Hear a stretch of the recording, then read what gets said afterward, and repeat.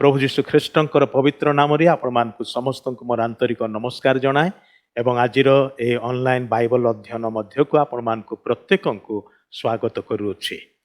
आपण माने नियमित आम मानकर ए बाइबल अध्ययन कार्यक्रम रे जोग दउछंती निज गृह रे थाई के मध्य आउ सेति पय माने आपण मान निकट रे मंडली पक्षरु धन्यवाद ज्ञापन करूछु। आम मानकर ए बाइबल अध्ययन माने प्रत्येक मासर प्रथम एवं तृतीय बुधवार दिन करिथाओ संध्या 7टा रु 8टा मध्य आपण माने गत किछि सप्ताह धरी आम मानकर सहयोग करी आसीचंती एवं आम मानकर लिंक मध्य आपणकर बंधु मान निकट रे शेयर करछंती। सेति पय माने बहुत बहुत कृतज्ञ अटु। आउ आपण माने एई सुंदर कार्य को जारी रखंतु। आसंतु आजिर बाइबल अध्ययन को आम माने आरंभ करिया पूर्वरु प्रभुंकर चरण तल को जीवा प्रार्थना करिबा निज निज को समर्पण करिबा। स्वर्गस्थ पिता तुमर धन्यवाद करुछु आम मानकु आउ गोटे सुजोग देई अछ तुमर वाक्यर अध्ययन करिवार निमंते। तुमर वाक्य जीवंत वाक्य प्रभु ताहा आम मानकर निजर बुद्धि ज्ञान कौशल बलरे आम माने बुझिबा को पारिबो नाही जानिबा को पारिबो नाही।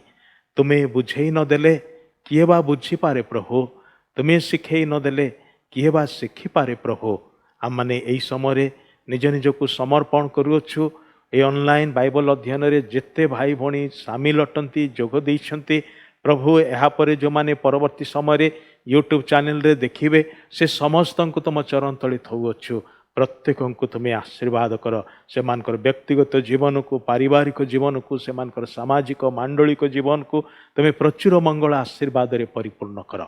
आज अध्ययन समस्त भारत हस्तरे दौचु तुमरी पवित्र आत्मा द्वारा मान को चढ़ाए नियो।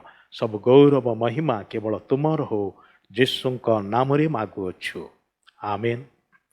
आसंतु आम गोटे गीत बोली प्रभुंकर धन्यवाद करू करू ईश्वरंकर वाक्यर निमंते निज निज को प्रस्तुत करिबा।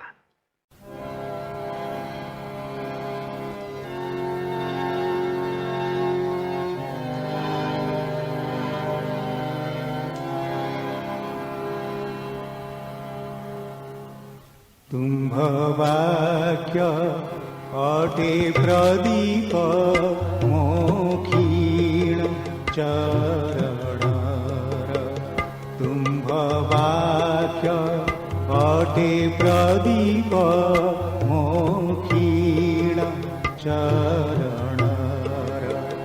चला पथे से आलोक चला पथे से आलोक मो सारा जीवनर। तुम्भ वाक्य अटे प्रदीप मोक्षीण चरणर।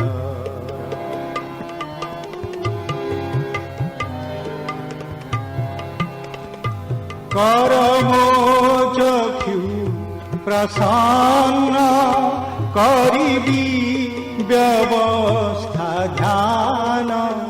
कर मो चक्षु प्रसन्न करिबी व्यवस्था ध्यान। तब शासन दयावान तब शासन दयावान हेउ मो जीवने बर।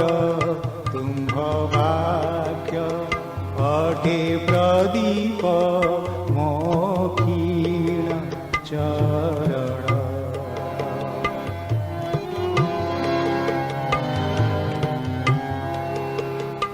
तब वाक्य अटे सिद्ध परीक्षित पुनि नित्य। तब वाक्य अटे सिद्ध परीक्षित पुनि नित्य।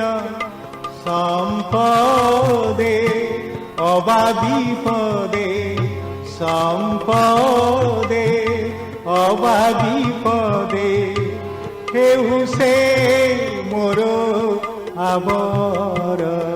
तुम्भ वाक्य अटे प्रदीप मोक्षीण चरण।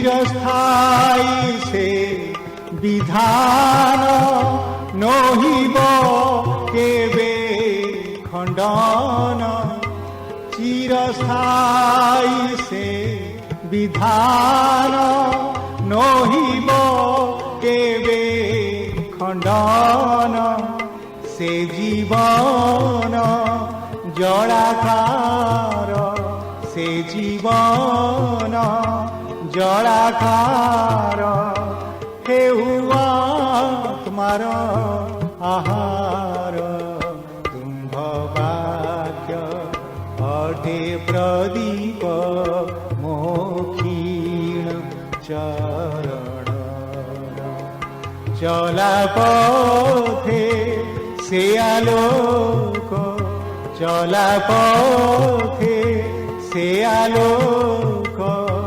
মোসারা জীবনর তুম্ভ বাক্য অটে প্রদীপ মোক্ষীণ চরণর। आमने एही दिन मानकरे जो विशेष अध्ययन जारी रखिछु ताहा होछि बाइबलर शेष पुस्तक प्रकाशित पुस्तक उपरे।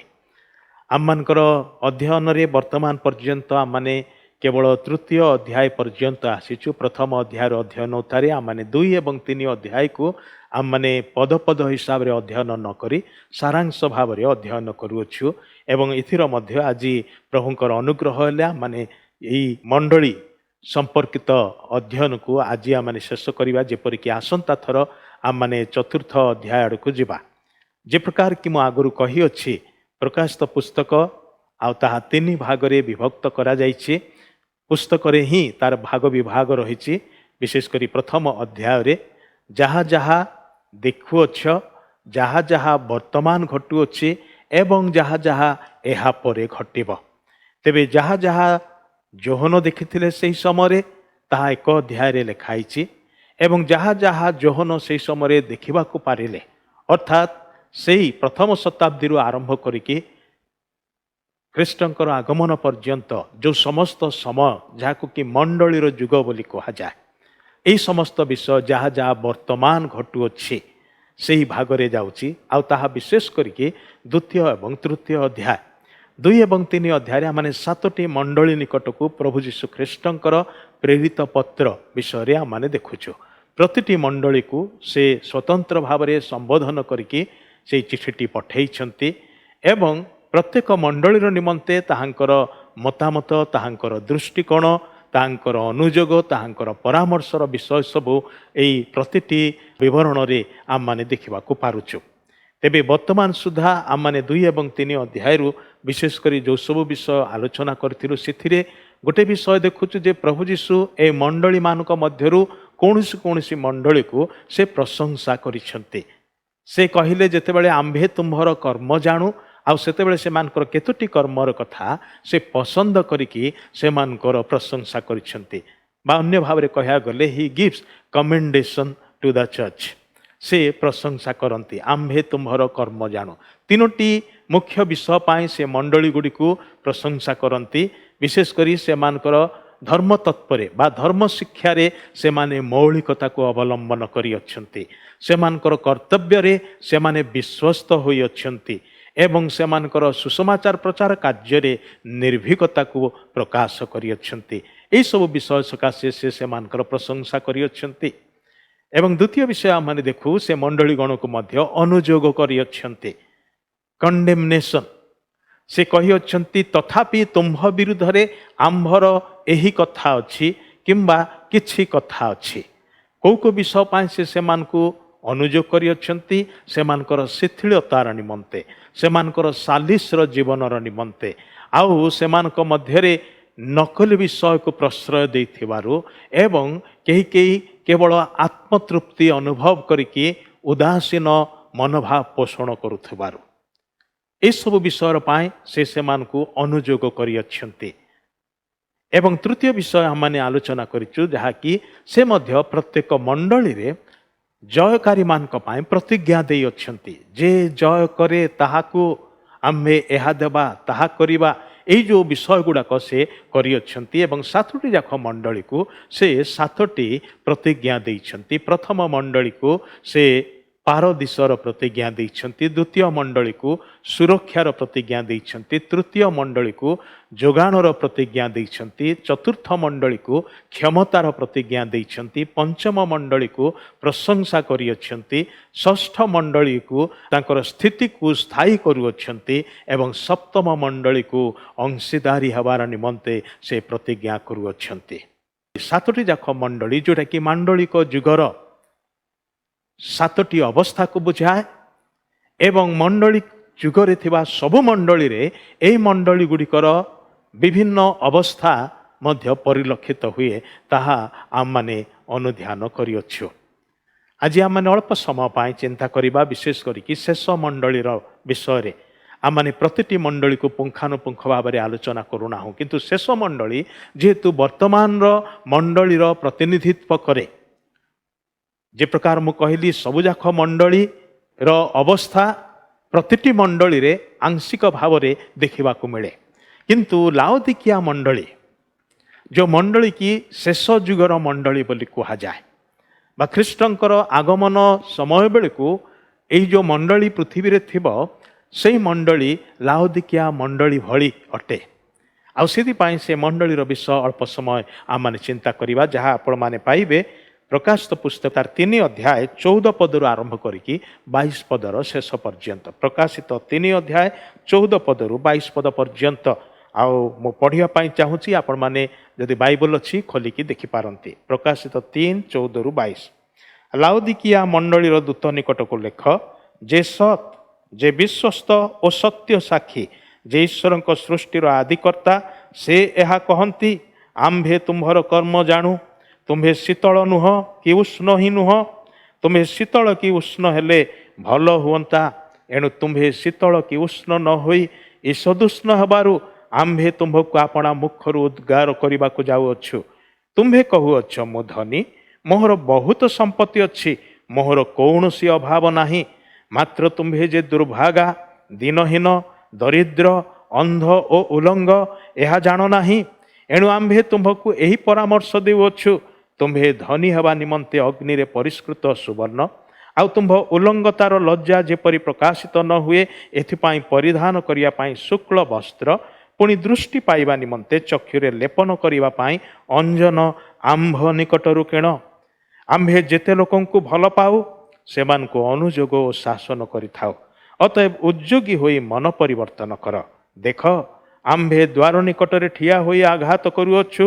ଯଦି କେହି ଆମ୍ଭର ସ୍ୱର ଶୁଣି ଦ୍ୱାର ଫିଟାଇ ଦେବ, ତାହେଲେ ଆମ୍ଭେ ପ୍ରବେଶ କରି ତାହା ନିକଟକୁ ଯିବୁ। ପୁଣି ଆମ୍ଭେ ତାହା ସହିତ ଭୋଜନ କରିବୁ ଓ ସେ ଆମ୍ଭ ସହିତ ଭୋଜନ କରିବ। ଆମ୍ଭେ ଯେପରି ଜୟ କରି ଆମ୍ଭର ପିତାଙ୍କ ସହିତ ତାହାଙ୍କ ସିଂହାସନରେ ବସିଅଛୁ, ସେପରି ଯେ ଜୟ କରେ, ଆମ୍ଭେ ତାହାଙ୍କୁ ଆମ୍ଭ ସହିତ ଆମ୍ଭର ସିଂହାସନରେ ବସିବାକୁ ଦେବୁ। ମଣ୍ଡଳୀଗଣକୁ ଆତ୍ମା କ'ଣ କହନ୍ତି? ଯାହାର କର୍ଣ୍ଣ ଅଛି ସେ ତାହା ଶୁଣୁ। ଆମେ ଅନେକ ଥର ହୁଏତ ଏହି ଅଂଶଟି ପଢ଼ିଛୁ। କହିବାକୁ ଗଲେ ପ୍ରକାଶିତ ପୁସ୍ତକରେ ଯଦି ବା କେହି କେବେ କେବେ କାଁ ଭାଁ ପ୍ରଚାର କରନ୍ତି, 7ଟି ମଣ୍ଡଳୀର ବିଷୟ ଅପେକ୍ଷା ସେମାନେ ଏହି ମଣ୍ଡଳୀର ବିଷୟକୁ ଅଧିକାଂଶ ସମୟରେ ପଢ଼ିଥାନ୍ତି ଏବଂ ପ୍ରଚାର କରିଥାନ୍ତି। ଗୋଟିଏ କାରଣ ହେଉଛି କ'ଣ? ଯେହେତୁ ଏହି ମଣ୍ଡଳୀଟି ଆମମାନଙ୍କର ବର୍ତ୍ତମାନ ଯୁଗର ମଣ୍ଡଳୀର ପ୍ରତିନିଧିତ୍ୱ କରୁଅଛି ବା ଏ ମଣ୍ଡଳୀର ଅବସ୍ଥା ଯେଉଁ ପ୍ରକାର, ଆଜିର ମଣ୍ଡଳୀ ଗୁଡ଼ିକର ଅବସ୍ଥା ଅଲମୋଷ୍ଟ ସେଇ ପ୍ରକାର କିମ୍ବା ତାଠାରୁ ମଧ୍ୟ ବେଳେବେଳେ ଲାଗେ ଅଧିକ ପରି। କିନ୍ତୁ ତାର ଅର୍ଥ ନୁହେଁ ଯେ ଅନ୍ୟାନ୍ୟ ମଣ୍ଡଳୀର ଅବସ୍ଥା ଆମମାନଙ୍କର ମଣ୍ଡଳୀରେ ବିଲକୁଲ ଦେଖିବାକୁ ମିଳୁନାହିଁ, ନା ସେ ପ୍ରକାର ନୁହେଁ। କିଛିଟା ଏଫିସି ମଣ୍ଡଳୀର ଗୁଣ ଆମମାନଙ୍କର ମଣ୍ଡଳୀ ମାନଙ୍କରେ ଅଛି, କିଛିଟା ପର୍ଗମ ମଣ୍ଡଳୀର, ସାର୍ଦି ମଣ୍ଡଳୀର, ଥୁଆତିରା ମଣ୍ଡଳୀର, ଏ ବିଭିନ୍ନ ମଣ୍ଡଳୀର ଗୁଣ ଗୁଡ଼ିକ କିଛି ଆମମାନଙ୍କର ମଣ୍ଡଳୀରେ ଆଂଶିକ ଭାବରେ ପରିଲକ୍ଷିତ ହୁଏ। କିନ୍ତୁ ମେଜର ଭାବରେ ଦେଖିବାକୁ ଗଲେ, ବଡ଼ ଆକାରରେ ଦେଖିବାକୁ ଗଲେ, ଲାଉଦିକିଆ ମଣ୍ଡଳୀର ଅବସ୍ଥା ଅଧିକାଂଶ ମଣ୍ଡଳୀରେ ଦେଖିବାକୁ ମିଳେ। ଲାଉଦିକିଆ ମଣ୍ଡଳୀ, ଯେଉଁ ମଣ୍ଡଳୀ ନିଜ ବିଷୟରେ ଦର୍ପ କରି କହୁଥିଲା ଯେ ମୋର କୌଣସି ବିଷୟର ଅଭାବ ନାହିଁ, ମୁଁ ଧନୀ, ମୋ ଠାରେ ପ୍ରଚୁର ସମ୍ପତ୍ତି ଅଛି, ଅତଏବ ମୋର କୌଣସି ଅଭାବ ନାହିଁ, ମୁଁ କୌଣସି ବିଷୟ ଆବଶ୍ୟକ କରେ ନାହିଁ। ଅନ୍ୟ ଭାବରେ କହିବାକୁ ଗଲେ, ଅଭାବ ରହିବା ଏବଂ ଆବଶ୍ୟକ ନ କରିବା, ଏ ଦୁଇଟା ଯଦି ବା ପାଖାପାଖି ଶବ୍ଦ ଏବଂ ତାର ଭାବ ଅର୍ଥ ମଧ୍ୟ ପାଖାପାଖି ପରି ଲାଗୁଛି, କିନ୍ତୁ ଟିକିଏ ଗଭୀର ଭାବରେ ଚିନ୍ତା କଲେ ଟିକିଏ ଫରକଟା ରହିଛି। ଅଭାବ କ'ଣ? ଯାହା ମୋ ପାଖରେ ନାହିଁ ଏବଂ ମୁଁ ତାହା ଅନୁଭବ କରୁଛି ଯେ ଏହି ବିଷୟ ମୋ ଠାରେ ଊଣା ଅଛି ବା ଏହି ବିଷୟ ମୋ ଠାରେ ନାହିଁ। କିନ୍ତୁ ଯେତେବେଳେ ମୁଁ କହେ ମୋର ଆବଶ୍ୟକ ନାହିଁ, ତାର ଅର୍ଥ ଏଇଟା ବି ହେଇପାରେ ଯେ ଯେହେତୁ ଏଇଟା ମୋ ପାଖରେ ଅଛି ଅତଏବ ଏଇଟା ଆବଶ୍ୟକ ନାହିଁ। ଅନ୍ୟ ପକ୍ଷରେ ଏଇଟା ମୋ ପାଖରେ ଥାଉ ବା ନଥାଉ ସେଇଟା ମୋତେ ଦରକାର ନାହିଁ। ଆଶା କରୁଛି ଆପଣ ବୁଝିପାରୁଥିବେ ତାର ଭାବଟା କ'ଣ। ତେବେ ଲାଉଦିକିଆ ମଣ୍ଡଳୀ ଏ ପ୍ରକାର ଗୋଟେ ମଣ୍ଡଳୀ ଯେ କି କହୁଥିଲା ମୋର କୌଣସି ଅଭାବ ନାହିଁ, ତା ମାନେ ମୋ ପାଖରେ ସବୁ କିଛି ଅଛି। ଏବଂ ଅପର ପକ୍ଷରେ ଯାହା ଦରକାର ବୋଲିକି ପ୍ରଭୁ ଯୀଶୁ କହୁଛନ୍ତି ସେଗୁଡ଼ିକ ଏ ମଣ୍ଡଳୀ କହୁଛି ମୋର ଦରକାର ନାହିଁ, ମୋର ଆବଶ୍ୟକ ନାହିଁ। ଭାଇ ଭଉଣୀମାନେ, ଆମମାନେ ଅନେକ ସମୟରେ ଭୌତିକ ବିଷୟ ଏବଂ ସ୍ୱର୍ଗୀୟ ବିଷୟ, ପାର୍ଥିବ ବିଷୟ ଏବଂ ଆତ୍ମିକ ବିଷୟ, ଏ ଦୁଇଟି ବିଷୟକୁ ଆଖି ଆଗରେ ରଖି ଆମମାନେ ତୁଳନା କରିବାକୁ ଲାଗୁ ଏବଂ ଅଧିକାଂଶ ସମୟରେ କ'ଣ ହୁଏ ଜାଣନ୍ତି କି? ଆମମାନେ ଭୌତିକ ବିଷୟ, ପାର୍ଥିବ ବିଷୟ, ଜଗତର ବିଷୟ ଦ୍ୱାରା ଏତେ ପ୍ରଭାବିତ, ଏତେ ନିୟନ୍ତ୍ରିତ, ସେଥିରେ ଏତେ ମଜି ଯାଇଛୁ ଯେ ସ୍ୱର୍ଗୀୟ ବିଷୟ ଗୁଡ଼ିକ, ସେ ବହୁମୂଲ୍ୟ ବିଷୟ ଗୁଡ଼ିକ, ସେ ଆତ୍ମିକ ବିଷୟ ଗୁଡ଼ିକ ଯେଉଁଗୁଡ଼ାକ ଆମମାନଙ୍କର ଆଖି ଆଗରେ ସ୍ପଷ୍ଟ ଦେଖାଯାଏ ନାହିଁ, ଏଗୁଡ଼ାକ ଆଖି ଆଗରେ ଦେଖାଯାଉଛି। ଏଗୁଡ଼ାକ ଆମେ ଛୁଇଁ ପାରିବା, ଏଗୁଡ଼ାକ ଆମେ ଦେଖିପାରିବା, ଏଗୁଡ଼ାକ ଆମେ ଶୁଣିପାରିବା। ଏସବୁ ବିଷୟ ଆମମାନଙ୍କର ପଞ୍ଚ ଇନ୍ଦ୍ରିୟ ଦ୍ୱାରା ଆମମାନଙ୍କ ସାଙ୍ଗରେ ଏବଂ ସେସବୁ ବିଷୟ ସହିତ ଆମେ ସେମାନଙ୍କ ସହିତ ସଂଯୋଗ ରକ୍ଷା କରୁ, ଆମମାନେ ବୁଝିପାରୁ, ଅନୁଭବ କରିପାରୁ। ସେଥିପାଇଁ ଏଇଗୁଡ଼ିକୁ ଆମେ ପ୍ରଶ୍ରୟ ଦେଇଥାଉ।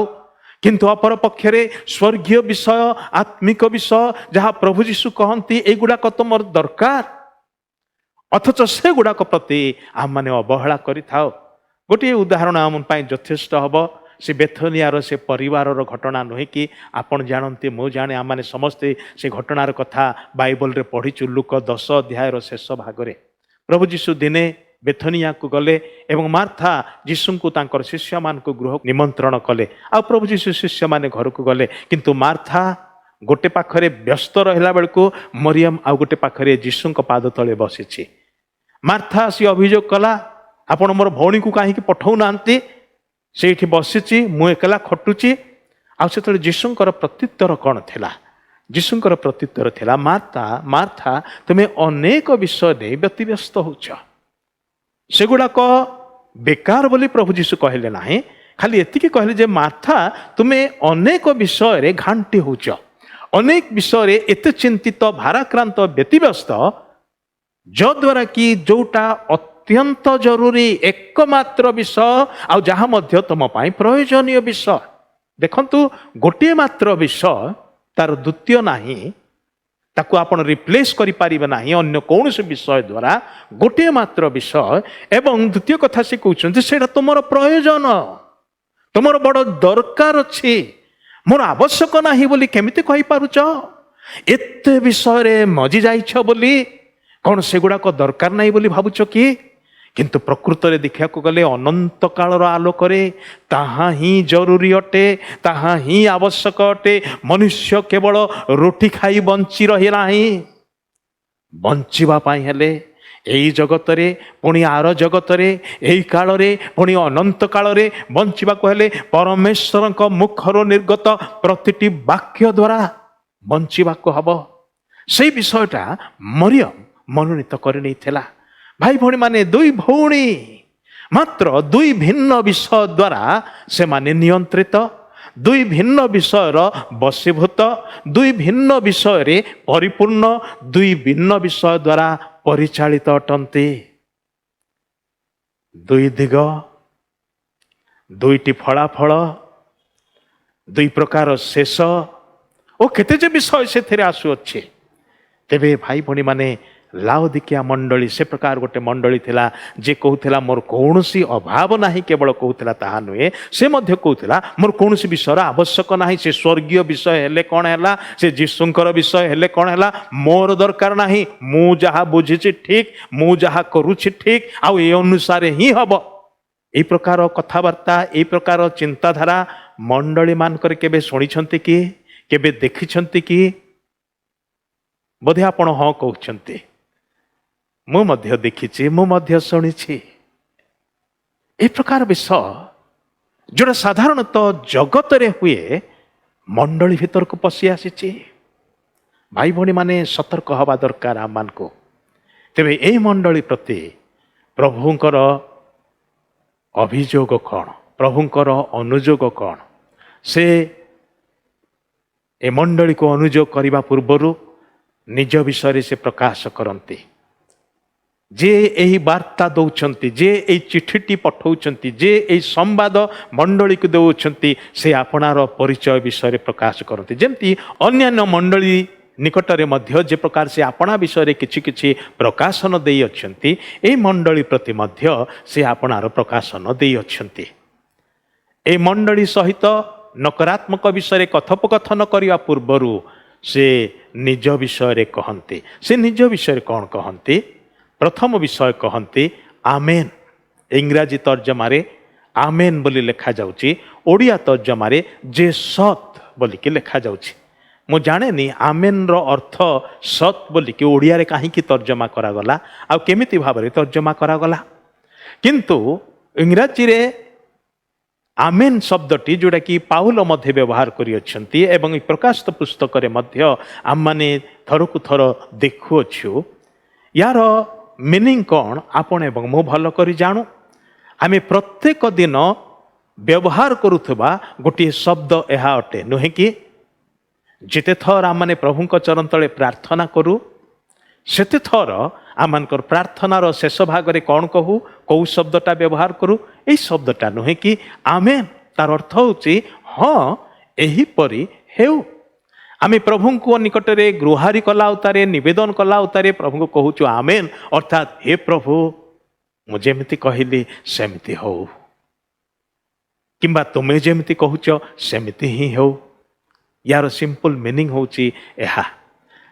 ଆମେନ୍ ଓଡ଼ିଆ ତର୍ଜମାରେ ଯେ ସତ୍, ସେ କିନ୍ତୁ ୟାର ପ୍ରକୃତ ମିନିଂ ହେଉଛି ସେହିପରି ହେଉ। ଏହା କୌଣସି ବିଷୟର ସମାପ୍ତି ବା ଉପସଂହାରକୁ ବୁଝାଏ। ଦ୍ୱିତୀୟ ବିଷୟ ସେ ଆପଣା ସମ୍ପର୍କରେ କହନ୍ତି ଏହି ମଣ୍ଡଳୀ ପ୍ରତି ଫେଥଫୁଲ୍ ଆଣ୍ଡ ଟ୍ରୁ ୱିଟନେସ୍, ସତ୍ୟ ସାକ୍ଷୀ, ବିଶ୍ୱସ୍ତ ଓ ସତ୍ୟ ସାକ୍ଷୀ। କିଏ ବିଶ୍ୱସ୍ତ, କିଏ ସତ୍ୟ ସାକ୍ଷୀ? ପ୍ରଭୁ ଯୀଶୁ ନିଜ ବିଷୟରେ କହୁଛନ୍ତି ଏହି ମଣ୍ଡଳୀ ପ୍ରତି। ଯେଉଁ ମଣ୍ଡଳୀ କି ବିଶ୍ୱସ୍ତ ବୋଲି ଦାବି କରିପାରିବ ନାହିଁ, ଯେଉଁ ମଣ୍ଡଳୀ ନିଜ ବିଷୟରେ ମୁଁ ସତ୍ୟ ବୋଲି ଦାବି କରିପାରିବ ନାହିଁ, ସେ ପ୍ରକାର ଗୋଟିଏ ମଣ୍ଡଳୀକୁ ନିଜର ପରିଚୟ ଦେଇକି ପ୍ରଭୁ ଯୀଶୁ କହନ୍ତି ଯେ ବିଶ୍ୱସ୍ତ ଓ ସତ୍ୟ ସାକ୍ଷୀ। ପ୍ରଭୁ ଯୀଶୁଙ୍କ ଠାରୁ ବିଶ୍ୱସ୍ତ ଆଉ କିଏ? ପ୍ରଭୁ ଯୀଶୁଙ୍କ ପରି ସତ୍ୟ ସାକ୍ଷ୍ୟ ପ୍ରଦାନକାରୀ ଆଉ କିଏ? ଖ୍ରୀଷ୍ଟ ଯୀଶୁ ନିର୍ଭରଯୋଗ୍ୟ, ଭରସାଯୋଗ୍ୟ, ବିଶ୍ୱାସଯୋଗ୍ୟ ଅଟନ୍ତି। ଆପଣ ତାହାଙ୍କ ଠାରେ ନିର୍ଭର ରଖିପାରିବେ, ଆପଣ ତାହାଙ୍କୁ ବିଶ୍ୱାସ କରିପାରିବେ, ଆପଣ ତାହାଙ୍କ ଉପରେ ଭରସା କରିପାରିବେ। ସେ ପ୍ରକାର ବିଶ୍ୱାସଯୋଗ୍ୟ ବ୍ୟକ୍ତି ଅଟନ୍ତି। ସେ ସତ୍ୟକୁ କୌଣସି ପ୍ରକାରେ ବିକୃତ କରନ୍ତି ନାହିଁ କିମ୍ବା ସତ୍ୟକୁ ମିଶ୍ରିତ ମଧ୍ୟ କରନ୍ତି ନାହିଁ। ଆମ ଜୀବନର ସମସ୍ତ ଆବରଣ ମଧ୍ୟ ଦେଇ ସେ ସ୍ପଷ୍ଟ ଦେଖିପାରନ୍ତି ଏବଂ ଆମେ ପ୍ରକୃତରେ କ'ଣ ଅଟୁ ତାହା ସେ ଜାଣନ୍ତି। ଯେତେବେଳେ ସେ କହନ୍ତି ଆମ୍ଭେ ତୁମ୍ଭର କର୍ମ ଜାଣୁ, ଅର୍ଥାତ୍ ଆମ୍ଭେ ତୁମ୍ଭକୁ ଜାଣୁ, ତୁମ୍ଭର ଅବସ୍ଥା, ବାହ୍ୟ ଅବସ୍ଥା, ଭିତରର ଅବସ୍ଥା, ଉଭୟ ବିଷୟକୁ ଜାଣୁ, ଉଭୟ ବିଷୟକୁ ଦେଖୁ। ଆମେ ଯେତେ ଯେଉଁ ବିଷୟ ଦ୍ୱାରା ନିଜକୁ ଆଚ୍ଛାଦନ କରିପାରୁ, ଘୋଡ଼େଇବାକୁ ଚେଷ୍ଟା କରିପାରୁ, କିନ୍ତୁ ସେ ସମସ୍ତ ଆବରଣ ମଧ୍ୟ ଦେଇକି ସେ ଆମମାନଙ୍କୁ ସ୍ପଷ୍ଟ ଦେଖିପାରନ୍ତି। ଆମେ ପ୍ରକୃତରେ କିଏ, କ'ଣ, କେମିତି, କାହିଁକି ଇତ୍ୟାଦି ବିଷୟକୁ ସେ ଭଲରେ ଜାଣନ୍ତି। ଯେତେବେଳେ ସେ କଥା କହନ୍ତି ସେ ସର୍ବଦା ସତ୍ୟ ହିଁ କହନ୍ତି, କେବେ ବି ସେ ମିଛ କହନ୍ତି ନାହିଁ। ଦ୍ୱିତୀୟ ବିଷୟ ଆମେ ଦେଖୁଛୁ ଯେ ଯେଉଁ ବାର୍ତ୍ତା ସେ ଦେଇଅଛନ୍ତି, ସେ କି ପ୍ରକାର କଥା ସେମାନଙ୍କୁ କହିଅଛନ୍ତି। ସେମାନଙ୍କୁ ଅର୍ଥାତ୍ ଲାଉଦିକିଆ ମଣ୍ଡଳୀକୁ ଏବଂ ଆଜି ଆମମାନଙ୍କର ବର୍ତ୍ତମାନର ମଣ୍ଡଳୀକୁ ସେ କହନ୍ତି, ଯେତେବେଳେ କହନ୍ତି ଆମ୍ଭେ ତୁମ୍ଭର କର୍ମ ଜାଣୁ, ଆଉ ଏ ଲାଉଦିକିଆ ମଣ୍ଡଳୀ ବିଷୟରେ ସେ କହିଲେ ତୁମର କାମ ନା ଥଣ୍ଡା ନା ଗରମ, ତୁମର ଜୀବନ ନା ଥଣ୍ଡା ନା ଗରମ। भाई भौणी माने से कि प्रकार जीवन, से कि प्रकार कार्य। ଖ୍ରୀଷ୍ଟ ଆମମାନଙ୍କର କର୍ମ ସବୁ ଜାଣନ୍ତି, ତାହା ଉଷ୍ଣ କି ଶୀତଳ ନୁହେଁ, ତାହା ମଧ୍ୟ ସେ ଭଲ କରିକି ଜାଣନ୍ତି। ଲାଉଦିକିଆ ସହର ମଧ୍ୟକୁ ହିଏରାପୋଲିସରୁ ଉଷ୍ଣ ଜଳ ପ୍ରବାହିତ ହେଉଥିଲା। ସେଠି ଉଷ୍ଣ ପ୍ରସ୍ରବଣ ଥିଲା ଏବଂ ସେଥିପାଇଁ ସେଠିକାର ଲୋକମାନେ କ'ଣ କରିଥିଲେ, ସେମାନେ ପାଇପ୍ ଦ୍ୱାରା ସେଇ ଗରମ ପାଣିକୁ ହିଏରାପୋଲିସରୁ ଲାଉଦିକିଆକୁ ଆଣୁଥିଲେ। କିନ୍ତୁ ହିଏରାପୋଲିସରୁ ଫୁଟିଲା ପାଣି, ଗରମ ପାଣି କିନ୍ତୁ ପାଇପ୍ ଦେଇକି ଯେତେବେଳେ ଆସିକି ଲାଉଦିକିଆରେ ପହଞ୍ଚୁଥିଲା, ସେତେବେଳକୁ ସେଟା ନା ଗରମ ନା ଥଣ୍ଡା, ଈଷଦୁଷ୍ଣ। ଆଉ ଈଷଦୁଷ୍ଣ ପାଣି ଆପଣ ପାଟିରେ ଦେଲେ ଆପଣଙ୍କୁ ଭଲ ଲାଗିବ ନାହିଁ। ଗରମ ଚାହା ଭଲ ଲାଗେ କିମ୍ବା ଥଣ୍ଡା ପାଣି ଭଲ ଲାଗେ, କିନ୍ତୁ ଈଷଦୁଷ୍ଣ ପାଣି ନା ଗରମ ନା ଥଣ୍ଡା, ନର୍ମାଲ ବି ହେଇଥାନ୍ତା ଚଳିଥାନ୍ତା, କିନ୍ତୁ ଏଇଟା ଆଉ ଟିକେ ଅଲଗା ଟାଇପ୍ର ଟେଷ୍ଟ। ସେ ପାଣି ସେ ପ୍ରକାର ଥିଲା। ଆଉ କଲସିରୁ ସେମାନଙ୍କର ନିକଟକୁ ଥଣ୍ଡା ପାଣି ଆସୁଥିଲା। ତେବେ ସେମାନଙ୍କର ଅବସ୍ଥା ଏହି ପ୍ରକାର ବୋଲି ପ୍ରଭୁ ଯୀଶୁ କହୁଅଛନ୍ତି, ତୁମେ ଶୀତଳ ନୁହଁ କି ଉଷ୍ଣ ହିଁ ନୁହଁ, ଆଉ ସେଥିପାଇଁ ମୋ ପାଟିରେ ତୁମମାନଙ୍କୁ ରଖିପାରୁନାହିଁ। ଗୋଟେ ବିକୃତ ଟେଷ୍ଟ ସ୍ୱାଦ ଥିବାରୁ ତାକୁ ମୁଁ ଭିତରକୁ ନେବା ବଦଳରେ ତାକୁ ବାହାରେ ପକାଇ ଦେବାକୁ ଚାହୁଁଛି। ବେଳେବେଳେ ଆମମାନେ କିଛି ପାଟିରେ ପକାଉ ଏବଂ ସାଙ୍ଗେ ସାଙ୍ଗେ ତାକୁ ବାହାର କରି ପକାଇ ଦେଉ। କ'ଣ ପାଇଁ? ସେ ଟେଷ୍ଟଟା ଆମମାନଙ୍କୁ ଭଲ ଲାଗେ ନାହିଁ, ଗୋଟେ ଅଡ଼ୁଆ ଟାଇପ୍ର ଟେଷ୍ଟ ଲାଗେ। ବେଳେବେଳେ କୌଣସି କୌଣସି ଜାଗାର ପାଣି ମଧ୍ୟ ଆମେ ପିଇବା ପାଇଁ ମାଗୁ, କିନ୍ତୁ ହଠାତ୍ ପାଟିରେ ଦେଉ, ତାପରେ ସାଙ୍ଗେ ସାଙ୍ଗେ ବାହାର କରିଦେଉ, କହୁ ଇସ୍ ପିଇବାକୁ ପାରୁନା। ତେବେ ଜୀବନ ମଣ୍ଡଳୀ ବିଶ୍ୱାସୀମାନଙ୍କର ଅବସ୍ଥା କି ପ୍ରକାର, ଏଥିରୁ ଆପଣ ବେଶ ଅନୁମାନ କରିପାରୁଥିବେ। ଆଉ ଗୋଟେ ବିଷୟ ଏ ମଣ୍ଡଳୀ ବିଷୟରେ ସେ କହନ୍ତି, ମଣ୍ଡଳୀର ପ୍ରକୃତ ଅବସ୍ଥା କ'ଣ, ମଣ୍ଡଳୀ ମଧ୍ୟରେ ଯେଉଁ ଅବସ୍ଥା ଅଛି ସେ ବିଷୟରେ ସେ କହନ୍ତି। ମଣ୍ଡଳୀ ଗୋଟେ କଥା କହୁଛି ନିଜ ବିଷୟରେ ଏବଂ ପ୍ରଭୁ ତାର ଠିକ୍ ବିପରୀତ ବିଷୟ ସେହି ମଣ୍ଡଳୀ ବିଷୟରେ କହୁଅଛନ୍ତି। ପ୍ରଥମେ ମଣ୍ଡଳୀ ନିଜ ବିଷୟରେ କ'ଣ କହୁଛି, ନିଜର ଅବସ୍ଥା ବିଷୟରେ ସେ କହୁଛି, ମୁଁ ଧନୀ, ଆଉ ସେଥିପାଇଁ ତା ପାଖରେ ଧନ ଗର୍ବ ଥିଲା। ସେଥିପାଇଁ ସେ କହିଲା, ମୋର କୌଣସି ବିଷୟର ଅଭାବ ନାହିଁ, କୌଣସି ବିଷୟର ଆବଶ୍ୟକତା ନାହିଁ, ମୋ ପାଖରେ ସବୁ କିଛି ଅଛି। ସେଟା ଥିଲା ମଣ୍ଡଳୀର ଦର୍ପ, ମଣ୍ଡଳୀର ଅହଙ୍କାର। ପୁଣି ଆଉ ସେ କ'ଣ କହିଲା, ମୋ ଠାରେ ବହୁତ ଲୋକ ଅଛନ୍ତି, ମୋ ପାଖରେ ପ୍ରଚୁର ସମ୍ପତ୍ତି ଅଛି, ଲୋକବଳ ଅଛି ଏବଂ ବିଭିନ୍ନ ପ୍ରକାର ବାହ୍ୟ କାର୍ଯ୍ୟକ୍ରମରେ ମୁଁ ପରିପୂର୍ଣ୍ଣ ଅଟେ। ଆମ ମଣ୍ଡଳୀରେ ସବୁ ପ୍ରକାର କାର୍ଯ୍ୟକ୍ରମ ହୁଏ, ଆମେ ସବୁ କରିବାକୁ ପାରୁ, ଆମ ପାଖରେ ସବୁ କିଛି ଅଛି, ଟଙ୍କା ଅଛି, ଲୋକ ଅଛନ୍ତି, ସବୁ କିଛି ଅଛି। ବେଳେବେଳେ ଆମେ କ'ଣ କରୁ, ସେଥିପାଇଁ ଦର୍ପ କରୁ, ଅନ୍ୟ ମଣ୍ଡଳୀ ସବୁକୁ ଦେଖୁ, ତୁଳନା କରୁ ଏବଂ ନିଜକୁ ଟିକେ ହାୟର ଲେଭେଲରେ ରହିଲେ ଆମମାନଙ୍କର କ'ଣ କରୁ, କଲର ମୋଡ଼ିବାକୁ ଆରମ୍ଭ କରୁ। ଭାଇ ଭଉଣୀମାନେ ଅନ୍ୟମାନଙ୍କ ସାଙ୍ଗରେ ତୁଳନା କରିବାକୁ ଲାଗୁ ଏବଂ ଯେତେବେଳେ ସେମାନଙ୍କୁ ଦେଖୁ ଯେ ସେମାନେ ଆମଠାରୁ କମ୍, ଆମେ କି ପ୍ରକାର ଦୃଷ୍ଟିରେ ସେମାନଙ୍କୁ ଦେଖୁ, ତୁଚ୍ଛ ଜ୍ଞାନ କରୁ ନୁହେଁ କି, ହତାଦର କରୁ ନୁହେଁ କି, ଲଘୁ ଜ୍ଞାନ କରୁ ନୁହେଁ କି। ଏବଂ ଯେତେବେଳେ ଅନ୍ୟମାନଙ୍କୁ ଲଘୁ ଜ୍ଞାନ କରୁ, ସେତେବେଳେ ନିଜକୁ କ'ଣ କରୁ, ନିଜକୁ ଆଉ ଟିକେ ପମ୍ପ ମାରିକି ଉପରକୁ ଉଠାଉ, ଯେମିତି ବେଲୁନରେ ଯେତେ ପବନ ପୁରେଇଲେ ସେଟା ସେତିକି ଫୁଲି ଫୁଲି ଯାଏ। ଠିକ୍ ସେମିତି ବେଲୁନ ଫୁଲିଲା ଭଳି ଫୁଲନ୍ତୁ ନାହିଁ। ଗୋଟିଏ ପିନ୍ ଫୋଡ଼ିଦେଲେ ଏତେ ବଡ଼ ବେଲୁନ ବି ଫୁସ୍ ହେଇଯାଏ, ସେଇ ପ୍ରକାର ଅବସ୍ଥା ହେଇଯାଏ। এই ମଣ୍ଡଳୀ ଗର୍ବ କରୁଥିଲା। ମଣ୍ଡଳୀ ନିଜକୁ ସୁରକ୍ଷିତ ଓ ଆତ୍ମନିର୍ଭରଶୀଳ ବୋଲି ମନେ କରୁଥିଲା। ମୋର କାହା ଉପରେ ନିର୍ଭର କରିବା ଦରକାର ନାହିଁ, ଏ ପ୍ରକାର କି ପ୍ରଭୁଙ୍କ ଉପରେ ମଧ୍ୟ ମୋର ନିର୍ଭର କରିବା ଦରକାର ନାହିଁ। ଆମର ମଣ୍ଡଳୀ କ'ଣ ସେଇ କଥା କହୁଛି କି? ଟିକେ ନିଜ ମଣ୍ଡଳୀ ବିଷୟରେ ଭାବି ଦେଖୁ। ମୁଁ ସୁରକ୍ଷିତ, ମୁଁ ଆତ୍ମନିର୍ଭରଶୀଳ, କାହା ଉପରେ ମୋର ନିର୍ଭର କରିବା ଦରକାର ନାହିଁ। ଜାଗତିକ ସମୃଦ୍ଧିଶାଳୀତା ବିଷୟରେ ମଣ୍ଡଳୀ ଦର୍ପ କରୁଥିଲା ଏବଂ ତାହା ହିଁ ପରମେଶ୍ୱରଙ୍କର ଆଶୀର୍ବାଦ ବୋଲି ଭାବୁଥିଲା। ଭୌତିକ ଆଶୀର୍ବାଦ ପାର୍ଥିବ ଆଶୀର୍ବାଦ, ଧନର ଆଶୀର୍ବାଦ, ଏଗୁଡ଼ାକ ପ୍ରଚୁର ରହିଲେ ଅନେକ ଲୋକମାନେ ଭାବନ୍ତି ଯେ ଏଇଟା ହେଉଛି ଈଶ୍ୱରଙ୍କର ପ୍ରକୃତ ଆଶୀର୍ବାଦ। ଯେଉଁମାନ ପାଖରେ ଏଇଟା ନାହିଁ, ଆପଣ କ'ଣ ଭାବନ୍ତି ସେମାନଙ୍କ ବିଷୟରେ? ସେମାନେ ଅଭିଶାପ ପାଇଛନ୍ତି ବୋଲି ଭାବନ୍ତି। ଆପଣ କେବଳ ଆଶୀର୍ବାଦ ପାଇଛନ୍ତି, ସେମାନେ ଅଭିଶାପ ପାଇଛନ୍ତି? ନା, ସେ ପ୍ରକାର ନୁହେଁ। ଟଙ୍କା ପଇସାର ପ୍ରାଚୁର୍ଯ୍ୟତା ଈଶ୍ୱରଙ୍କର ଆଶୀର୍ବାଦ ବୋଲି କୁହନ୍ତୁ ନାହିଁ। ହଁ, ସେଥିରେ ଆଶୀର୍ବାଦ ଅଛି, କାରଣ ପ୍ରଭୁ ଯେତେବେଳେ ଆଶୀର୍ବାଦ କରନ୍ତି ସେ ଧନ ମଧ୍ୟ ଦିଅନ୍ତି, ଏକଥା ବାଇବଲରେ ଅଛି। କିନ୍ତୁ ଧନ ବଢ଼ିଲେ ତହିଁରେ ମନ ଦିଅ ନାହିଁ, ଏକଥା ମଧ୍ୟ ବାଇବଲରେ ଲେଖା ଅଛି। ଏବଂ ପ୍ରଭୁ ଯୀଶୁ ନିଜେ କହିଛନ୍ତି, ତୁମେ ଉଭୟର ସେବା ଏକକାଳୀନ କରିପାରିବ ନାହିଁ। ଈଶ୍ୱରଙ୍କର ସେବା ଏବଂ ଧନର ସେବା ଏକକାଳୀନ କରିପାରିବ ନାହିଁ। ଆଇଦର ଗୋଟିଏ, ଯେକୌଣସି ଗୋଟିଏ, ଆଇଦର ଈଶ୍ୱରଙ୍କର ସେବା କରିବ, ନାହିଁ ତ ଧନର ସେବା କରିବ। ଜଗତର ଲୋକମାନେ ଧନର ସେବା ପଛରେ ଯାଆନ୍ତି, ଧନୀ ହେବା ପାଇଁ ଚେଷ୍ଟା କରନ୍ତି, କୌଣସି କଳେ ବଳେ କୌଶଳେ। କିନ୍ତୁ ପ୍ରଭୁଙ୍କର ଦୃଷ୍ଟିରେ ଯେଉଁ ଧନ ବହୁମୂଲ୍ୟ ଅଟେ, ତାହା ପାଇବା ପାଇଁ କେତେ ଦୂର ଆମମାନେ ଲାଳାୟିତ ଅଟୁ।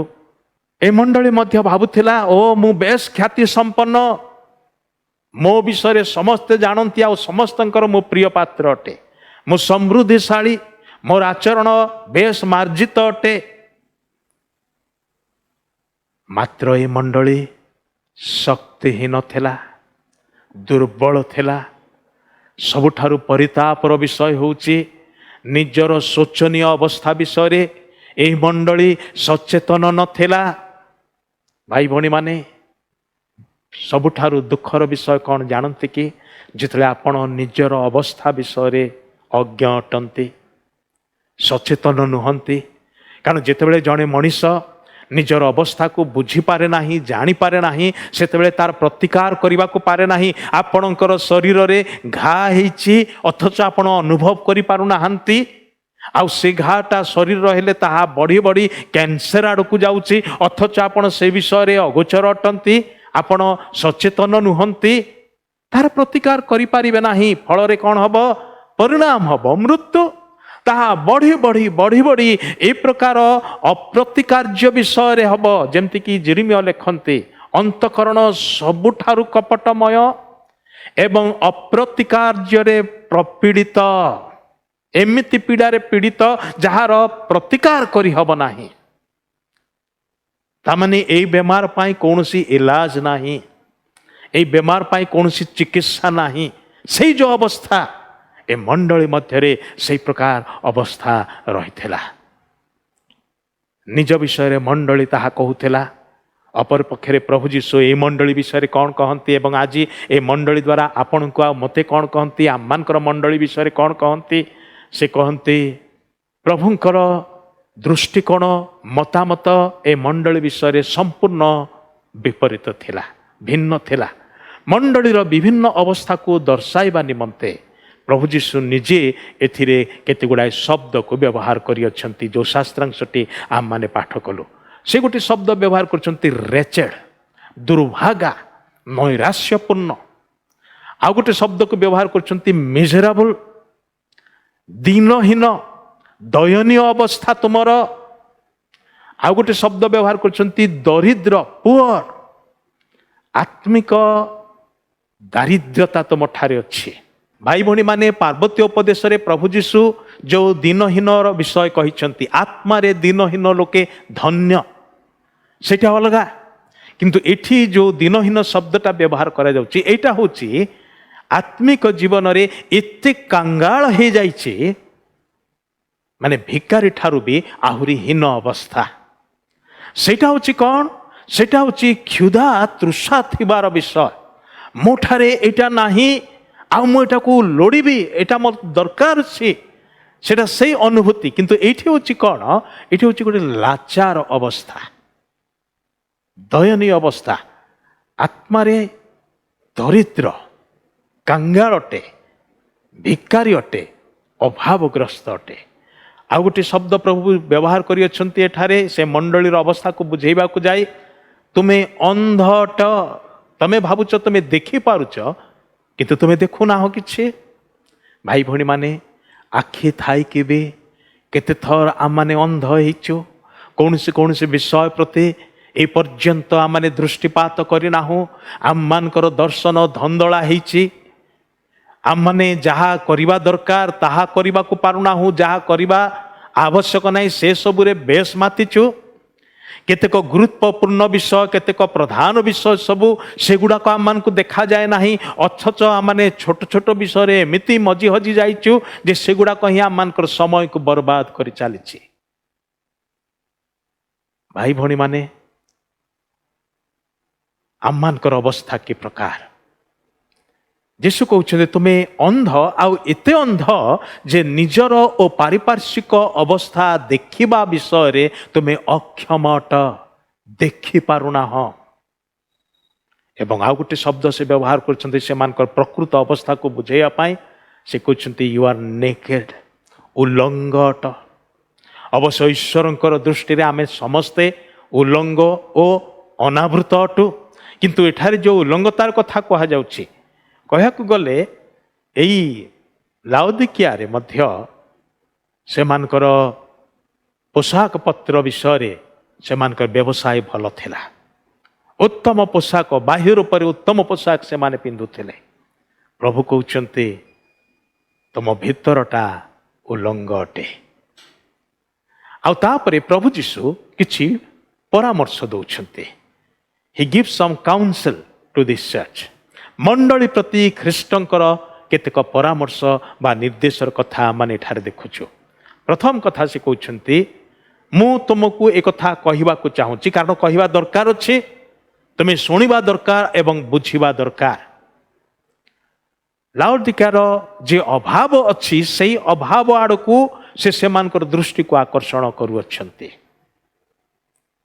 जेपरिक से माने विवेचना करिवे एवं मन ध्यान देवे से पुणी कहउछन्ती से जो परामर्श दउछन्ती कि प्रकार परामर्श दउछन्ती से कहउछन्ती सत्य धन आत्मिक क्षेत्र रे केवल मिली थाए भौतिक पार्थिव जागतिक सांसारिक क्षेत्र रे नुहे से कहउछन्ती मो निकटरू शुद्ध सुवर्ण परिष्कृत सुवर्ण किण जहा अग्नि रे परीक्षित होइछि जेपरि तुम्हें धनी है पार आउठी से को विषय आड़ को से मानकर दृष्टि को आकर्षण करुछन्ती आत्मिक मूल्यबोध आड़ को फेरी आस बोली से कहउछन्ती बा से कहउछन्ती तुमर दृष्टिकोण बदलाओ तुमर मूल्यबोध को विषय को तुम्हें प्रायोरिटी दउछ को विषय को इम्पोर्टांट बोली भावुच को विषय को मूल्यवान बोली मन करुछ से गुडी को तुम्हें फेरी आस से सब विषय आड़ को फेरी आस मो निकटरू किण द्वितीय विषय से कहउछन्ती शुक्ल वस्त्र व्हाइट रेमेंट जहा ख्रीष्टंकर पवित्रता और धार्मिकता को दर्शाए एटा मध्य किण बोली से कहउछन्ती तुमर उल्लंघता को आच्छादन करिवार निमंते मने रखो मनुष्य अपना धर्म कर्मर वस्त्र द्वारा निजको आच्छादन करि पारिबो नाही निजर उल्लंघता को ढांकी पारिबो नाही ख्रीष्टंक द्वारा दिया जाइथिबा धार्मिकतार वस्त्र पवित्रतार वस्त्र ही आममानकर पाप को आच्छादन करि पकाए ए पाप करिथिबा उल्लंघता को आच्छादन करि पकाए आदम आउ हवा एदन बगीचार थिला बेले उल्लंघ थिले मात्र से विषय से माने जानि नथिले कारण कौन दीप्तिर वस्त्र गौरवर वस्त्र से को आच्छादन करिथिला से माने उल्लंघ थिले किंतु उल्लंघता विषय सचेतन नथिले जानि नथिले देखि पारु नथिले कारण गौरवर वस्त्र रे वस्त्रान्वित थिले पाप करिबारु से गौरवर वस्त्र अंतर्हित हला काढ़ी निया गला आ सेति पई से माने संगे संगे निजर उल्लंघता केवल बुझिले ताहा ही नुहे ताकू ढंका जीवा दरकार बोली मने करिकी सांगे सांगे गछ पत्र बकल इत्यादि कथा ए सब खोजिबारे लागिले एवं पत्र सिलेई करिकी पोशाक तैयारी कले प्रथम टाइलर आदम हवा नुहंती कि पोशाक तैयारी करछन्ते किंतु ताहा क्षणस्थायी गोटे दिन भी लास्टिंग कला नहीं से दिन संध्या बेल को दयालु परमेश्वर आसिले से खोजिले कथबार्ता कले एवं सांगे सांगे तार मीमांसा करिकी से निजे चर्मर वस्त्र नहीं कि समान को देले जहा ईश्वर दत्त धार्मिकतार वस्त्रर निदर्शन अटे। भाई भणी माने प्रभु जीशुंक ठारू पाइथिबा वस्त्र ही आम मान को पाप जो उल्लंघ अवस्था छाड़ी देइछे से उल्लंघता को आच्छादन करि पारे।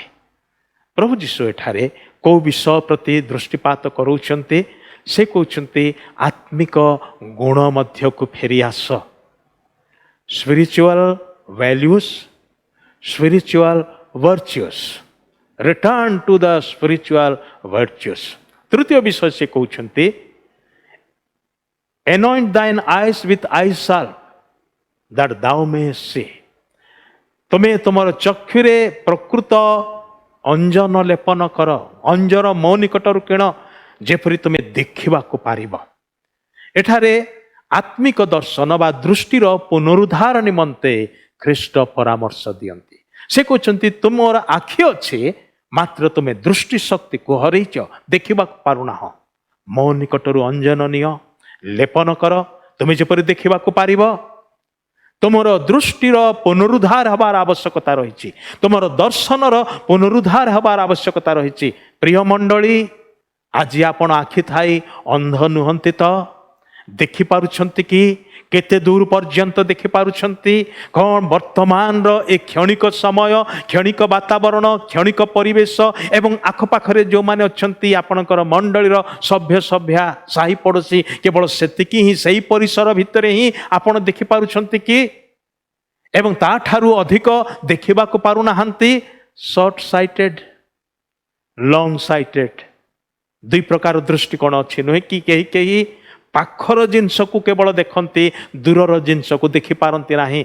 अपर पक्षरे कई कई दूरर विषय को देखि पारती किंतु पाखर विषय देखि पारती नाही। भाई भणी माने दुईटी जाक विषयर बैलेंस रहिबा दरकार। आउ सेतिपाही आम माने बाइफोकाल चश्मा पिंधि थाउ, गोटे दूरर विषय देखिया पाई, पाखर विषय को देखिबा पाई।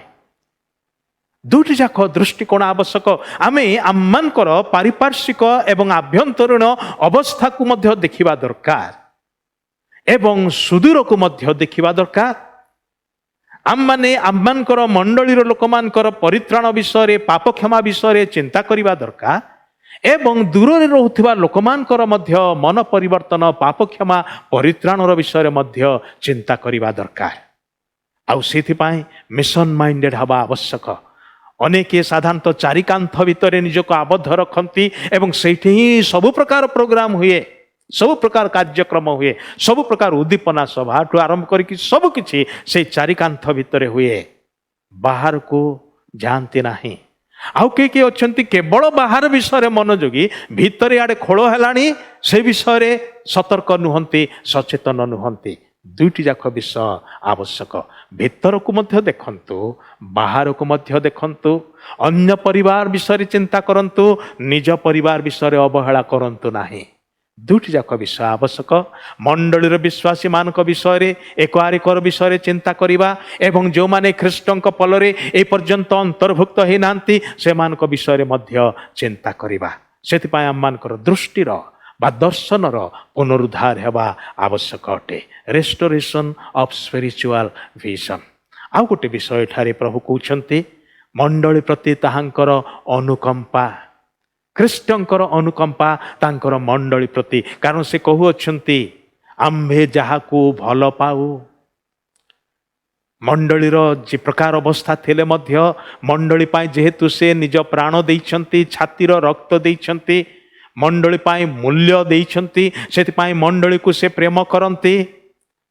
भाई भणी माने ख्रीष्टंकर एई गुण जदि आजी आम ठारे रही थांता, आममानकर मंडली स्वर्ग रे परिणत हेई थांता। आममानकर दुर्बलता सत्वे, आममानकर अयोग्यता सत्वे, आममानकर असुचिता सत्वे ख्रीष्टंकर प्रेम उणा हे नाही, बदली नाही। आज मध्य से आमको प्रेम करन्ति। आमे प्रत्येक थर तांको निकट को आसिले जेतेबेले निज विषय प्रभु को कहू, आमे कौन बोली कही थाउ, हे प्रभु मो पापी मते दया कर। प्राय अधिकांश लोकंकर प्रार्थना रे एहा अंतर्भुक्त अटे। काहे कि आपण से प्रकार कहंती? କାରଣ ଆପଣ ରିଏଲାଇଜ୍ କରନ୍ତି ଯେ ପବିତ୍ର ଈଶ୍ୱରଙ୍କ ଛାମୁରେ ଆପଣ ଯେତେବେଳେ ଠିଆ ହୁଅନ୍ତି, ଆପଣ ନିଜକୁ ତାହାଙ୍କ ପରି ପବିତ୍ର କିମ୍ବା ଧାର୍ମିକ ଭାବରେ ଦେଖନ୍ତି ନାହିଁ, ଆପଣ ଉଣା ପଡ଼ିଥିବା ଲୋକ ଭାବରେ ଦେଖନ୍ତି।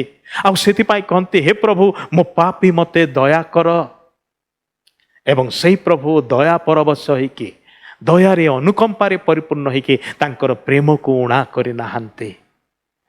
ଆମେ ଅନେକ ସମୟରେ ତାହାଙ୍କର ଅବାଧ୍ୟ ହେଇଛୁ ନୁହେଁ କି, ଅନେକ ସମୟରେ ତାଙ୍କୁ ଦୁଃଖ ଦେଇଛୁ ନୁହେଁ କି, ଅଥଚ ସେ ଆପଣଙ୍କୁ ଆଉ ମୋତେ ପ୍ରେମ କରନ୍ତି। ପ୍ରେମରେ ଆମମାନଙ୍କୁ ସଜାଡ଼ିବାକୁ ଚାହାନ୍ତି, ପ୍ରେମରେ ଆମମାନଙ୍କୁ ଗଠନ କରିବାକୁ ଚାହାନ୍ତି।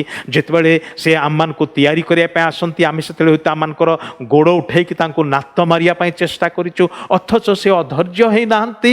ଏଇ ପର୍ଯ୍ୟନ୍ତ ଆପଣଙ୍କୁ ଆଉ ମୋତେ ସୁଯୋଗ ପରେ ସୁଯୋଗ ଦେଇଛନ୍ତି, ଅନୁଗ୍ରହ ଉପରେ ଅନୁଗ୍ରହ କରି ଆସିଅଛନ୍ତି। ଆଉ କେତେ କାଳ ଆପଣଙ୍କୁ ଦାମ୍ଭିକ କରିବା, ଆଉ କେତେ କାଳ ଆପଣଙ୍କୁ କଠୋରଚିତ କରିବା? ଆଜି ହିଁ ନିଜ ନିଜକୁ ଭାଙ୍ଗୁ।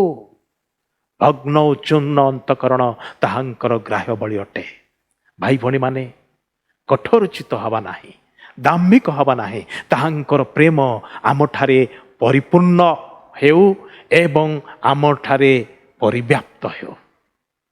ସେଇ ପ୍ରେମ ଆମମାନଙ୍କର ସଙ୍ଗୀ ବିଶ୍ୱାସୀ ମାନଙ୍କ ମଧ୍ୟକୁ ଯାଉ, ଯେପରିକି ଏକ ଆରେକକୁ ଆମେ ଗ୍ରହଣ କରିବାକୁ ପାରିବା, ଏକ ଆରେକକୁ କ୍ଷମା କରିବାକୁ ପାରିବା, ଏକ ଆରେକକୁ ଉତ୍ସାହିତ କରିବାକୁ ପାରିବା, ଏକ ଆରେକକୁ ସଂଶୋଧନ କରିବାକୁ ପାରିବା। ପ୍ରେମରେ, ଖ୍ରୀଷ୍ଟଙ୍କର ପ୍ରେମରେ ସେ କହନ୍ତି, ଯାହାକୁ ଆମ୍ଭେ ଭଲ ପାଉ, ଲାଉଦିକିଆ ଭଳି ମଣ୍ଡଳୀକୁ ମଧ୍ୟ ପ୍ରଭୁ ଆଜି ବି ପ୍ରେମ କରନ୍ତି। ଆପଣ ଏବଂ ମୁଁ ସେଇ ଲାଉଦିକିଆ ମଣ୍ଡଳୀର ଲୋକ ପରି ହେଇପାରୁ, ମାତ୍ର ପ୍ରଭୁ କହୁଛନ୍ତି, ମୁଁ ତୁମକୁ ଭଲ ପାଉଥିବାରୁ ତୁମକୁ ଅନୁଯୋଗ କରୁଅଛି, ତୁମ ଉପରେ ଶାସନ କରୁଅଛି, ତୁମକୁ ଶୃଙ୍ଖଳିତ କରୁଅଛି। ପ୍ରଭୁଙ୍କର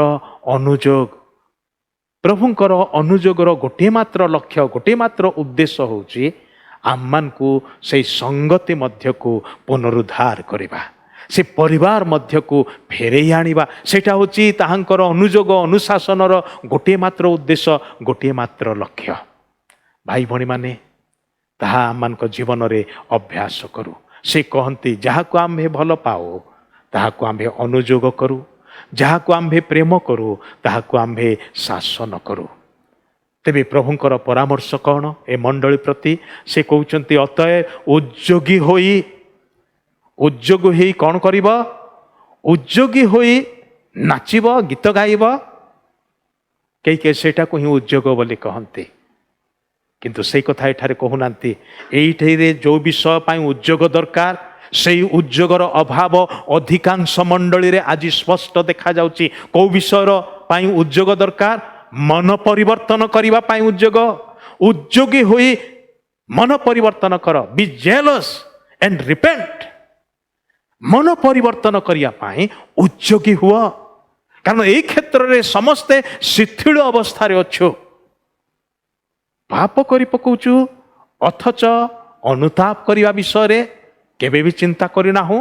ଆଉ ଆମମାନଙ୍କର ପାପ ଜମାଟ ବାନ୍ଧିଲାଣି, ଯେମିତିକି ଶିଉଳି ବସେ, ସେମିତି ଆମମାନଙ୍କର ପାପ ଆମମାନଙ୍କର ଜୀବନରେ ଶିଉଳି ବସିଲା ଭଳି ଦିନେ ଆମର ହିଁ ଗୋଡ଼ ସେଥିରେ ଖସିବ, ଆଉ ପତନ ଭୟଙ୍କର ହବ। ଭାଇ ଭଉଣୀମାନେ, ମନ ପରିବର୍ତ୍ତନ ବିଷୟରେ ଉଦ୍ଯୋଗୀ ହଉ। ସୁସମାଚାରର ଆହ୍ୱାନ ହେଉଛି, ସମୟ ସନ୍ନିକଟ, କାଳ ସମ୍ପୂର୍ଣ୍ଣ ହେଲାଣି, ଈଶ୍ୱରଙ୍କ ରାଜ୍ୟ ସନ୍ନିକଟ। ଅତଏବ କ'ଣ କର? ମନ ପରିବର୍ତ୍ତନ କର। ସମୁଦାୟ ରାଜ୍ୟରେ, ସମୁଦାୟ ପୃଥିବୀରେ ଏହି ମନ ପରିବର୍ତ୍ତନର ଘୋଷଣା କରାଯିବ ପାପ କ୍ଷମାର ନିମନ୍ତେ। କାରଣ ଯେଉଁ ପର୍ଯ୍ୟନ୍ତ ମନର ପରିବର୍ତ୍ତନ ହେଇନାହିଁ, ସେ ପର୍ଯ୍ୟନ୍ତ ପାପ କ୍ଷମାର ଅନୁଭୂତି ଆସିବ ନାହିଁ। ଆଜି ଆମମାନଙ୍କର ଜୀବନରେ ତାହା କେତେ ଜରୁରୀ ଅଟେ ଉପଲବ୍ଧି କରିପାରୁଛୁ କି?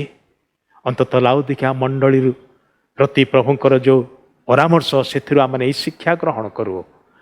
ମନ ପରିବର୍ତ୍ତନର ଅର୍ଥ ହେଉଛି କେବଳ ନିଜର ପାପ ସ୍ୱୀକାର କରିବା ତାହା ହିଁ ନୁହେଁ, କିନ୍ତୁ ସ୍ୱୀକାର କରି ତାହା ପରିତ୍ୟାଗ କରିବା ଏବଂ ନିଜର ବାଟକୁ ବଦଳେଇବା, ନିଜର ଦିଗକୁ ବଦଳେଇବା, ୟୁଟର୍ନ କରିକି ପ୍ରଭୁଙ୍କର ନିକଟକୁ ଫେରି ଆସିବା। ଆମେ ଯାଉଥିବା ଅଭ୍ୟାସ, ସେ ଅଭ୍ୟାସର ମାର୍ଗକୁ ସମ୍ପୂର୍ଣ୍ଣ ବଦଳେଇ ଦେବା। ଭାଇ ଭଉଣୀମାନେ, ଆମମାନଙ୍କର ସମୟ ଏଇଠି ସରିଛି। ଆଉ ଆମମାନଙ୍କର ଅଧ୍ୟୟନ ମଧ୍ୟ, ବିଶେଷ କରି 2 ଏବଂ 3 ଅଧ୍ୟାୟର ଅଧ୍ୟୟନ ମଧ୍ୟ ଯଦି ଆହୁରି ଅନେକ କିଛି ଆମେ ଆଲୋଚନା କରିପାରିଥାନ୍ତୁ, କିନ୍ତୁ ଆମେ କେବଳ ସାରାଂଶ ଭାବରେ ଦେଖୁଥିବାରୁ ଏଇଠି ଆମେ 2 ଏବଂ 3 ଅଧ୍ୟାୟର ଅଧ୍ୟୟନ ଆମେ ସମାପ୍ତ କରୁଛୁ। ଆସନ୍ତା ଥର 4th ଏବଂ 5ମ ଅଧ୍ୟାୟର ବିଷୟକୁ ଆମେ ଆଲୋଚନା କରିବା। ସେଥିପାଇଁ ଆସନ୍ତା ଥର ଆସିବା ପୂର୍ବରୁ ଦୟାକରି ସେ 2ଟି ଅଧ୍ୟାୟକୁ ପଢ଼ିବା ପାଇଁ ଭୁଲିବେ ନାହିଁ। ଆସନ୍ତୁ ପ୍ରାର୍ଥନା କରିବା ଏବଂ ଶେଷ କରିବା। ପ୍ରିୟ ପ୍ରଭୁ, ଆମେ ତୁମର ଧନ୍ୟବାଦ କରୁଛୁ। ଆଜିର ବାଇବଲ ଅଧ୍ୟୟନରେ ତୁମେ ଆମମାନଙ୍କୁ ପରିଚାଳନା କଲ, ତୁମର ଆତ୍ମାଙ୍କ ଦ୍ୱାରା ଆମମାନଙ୍କୁ ତୁମେ ସାହାଯ୍ୟ କଲ, ଶିକ୍ଷା ଦେଲ, କଥା କହିଲ, ସେଥିପାଇଁ ଧନ୍ୟବାଦ କରୁଛୁ। ପ୍ରତିଟି ମଣ୍ଡଳୀରେ ପରିବର୍ତ୍ତନର ଆବଶ୍ୟକତା ରହିଛି, ଅନୁତାପ ମନ ଫେରଣର ଆବଶ୍ୟକତା ରହିଛି, ଫେରି ଆସିବାର ଆବଶ୍ୟକତା ରହିଛି। କାରଣ ଆମେ ପ୍ରତ୍ୟେକ ମଣ୍ଡଳୀରେ ଆମେ ନିଜ ନିଜ ବାଟ ଆଡ଼େ ଚାଲି ଯାଇଛୁ, ତୁମଠାରୁ ଦୂରକୁ ଚାଲି ଯାଇଛୁ, ବିମୁଖ ହୋଇଯାଇଛୁ। ଆମମାନେ ଫେରି ଆସିବା ଦରକାର। ଆଉ ତାହା ହିଁ ତୁମ ବାକ୍ୟରେ ତୁମେ ବାର ବାର କହିଅଛ। ପ୍ରତିଟି ମଣ୍ଡଳୀକୁ ସେ ଗୋଟିଏ କଥା କହିଅଛ, ମଣ୍ଡଳୀ ଗଣକୁ ଆତ୍ମା କ'ଣ କହୁଅଛନ୍ତି, ଯାହାର କର୍ଣ୍ଣ ଅଛି ସେ ଶୁଣୁ। ପ୍ରଭୁ, ଆମମାନଙ୍କର କାନ ଫିଟେଇ ଦିଅ। ସର୍ବଦା ତୁମର କ୍ଷୀଣ ଶାନ୍ତ ରବକୁ ଶୁଣିବୁ, ତୁମର ସ୍ୱରକୁ ଚିହ୍ନିବୁ, ତୁମ ପଛେ ପଛେ ଚାଲିବୁ, ଶେଷ ପର୍ଯ୍ୟନ୍ତ ଚାଲିବୁ। ସାହାଯ୍ୟ କର। ସବୁ ଗୌରବ ମହିମା ତୁମର ହଉ। ପ୍ରତ୍ୟେକ ଭାଇ ଭଉଣୀକୁ, ପ୍ରତିଟି ପରିବାରକୁ, ପ୍ରତ୍ୟେକ ବିଶ୍ୱାସୀଙ୍କୁ ତୁମ ହସ୍ତରେ ସମର୍ପଣ କରୁଛି। ପ୍ରଭୁ, ଯେତେ ଲୋକ ଆଜିର ବାଇବଲ ଅଧ୍ୟୟନରେ ଯୋଗ ଦେଇଛନ୍ତି ସେ ସମସ୍ତଙ୍କୁ ଆଶୀର୍ବାଦ କର। ବର୍ତ୍ତମାନର ସମୟରେ ଆମମାନଙ୍କର ଦେଶ, ରାଜ୍ୟ, ପ୍ରଭୁ ଆମମାନଙ୍କର ସମାଜ, ଆମମାନଙ୍କର ଲୋକମାନେ ପ୍ରଭୁ ଯେଉଁ ଭୟଙ୍କର ପରିସ୍ଥିତି ମଧ୍ୟ ଦେଇ ଗତି କରୁଅଛୁ, ଏ କରୋନା ମହାମାରୀରୁ ଆମମାନଙ୍କୁ ତୁମେ ଉଦ୍ଧାର କର। ଏହା ପ୍ରତିହତ ହେଉ ପ୍ରଭୁ, ଏହା ସମ୍ପୂର୍ଣ୍ଣ ଦୂରୀକୃତ ହେଉ ପ୍ରଭୁ, ଏବଂ ତୁମର ଲୋକମାନେ ଶାନ୍ତି ଆନନ୍ଦରେ ପ୍ରଭୁ ସ୍ୱାସ୍ଥ୍ୟ ଜୀବନ କାଟନ୍ତୁ ବୋଲି ପ୍ରାର୍ଥନା କରୁଅଛୁ। ଦୟାକର ପ୍ରଭୁ, ମଣ୍ଡଳୀ ଗଣକୁ ଆଶୀର୍ବାଦ କର। ସବୁ ଗୌରବ ମହିମା ତୁମକୁ ଦେଇ ପ୍ରଭୁ ଯୀଶୁ ଖ୍ରୀଷ୍ଟଙ୍କର ପବିତ୍ର ନାମରେ ଏହି ପ୍ରାର୍ଥନା ଉତ୍ସର୍ଗ କରୁଅଛୁ। ଆମେନ୍। ଏତେବେଳେ ପିତା ଈଶ୍ୱରଙ୍କର ଗଭୀର ପ୍ରେମ, ପ୍ରଭୁ ଯୀଶୁ ଖ୍ରୀଷ୍ଟଙ୍କର ଅସୀମ ଅନୁଗ୍ରହ ଓ ଦୟା, ପବିତ୍ର ଆତ୍ମାଙ୍କର ଶାନ୍ତି, ଶକ୍ତି, ସହଭାଗିତା, ଶିକ୍ଷା ଓ ଚେତନା ଏବେ ପୁଣି ସଦାବେଳେ ଆମମାନଙ୍କ ପ୍ରତ୍ୟେକଙ୍କ ସାଙ୍ଗରେ ସାରା ବିଶ୍ୱରେ ଥିବା ଖ୍ରୀଷ୍ଟାଶ୍ରିତ ପ୍ରତ୍ୟେକ ଭାଇ ଭଉଣୀଙ୍କ ସହିତରେ ରହି ସାହାଯ୍ୟ ଉପକାର କରନ୍ତୁ। ଆମେନ୍। ସମସ୍ତଙ୍କୁ ନମସ୍କାର। ବହୁତ ବହୁତ ଧନ୍ୟବାଦ ଆଜିର ବାଇବଲ ଅଧ୍ୟୟନରେ ଯୋଗ ଦେଇଥିବାରୁ। ପ୍ରଭୁ ଆପଣଙ୍କୁ ଆଶୀର୍ବାଦ କରନ୍ତୁ।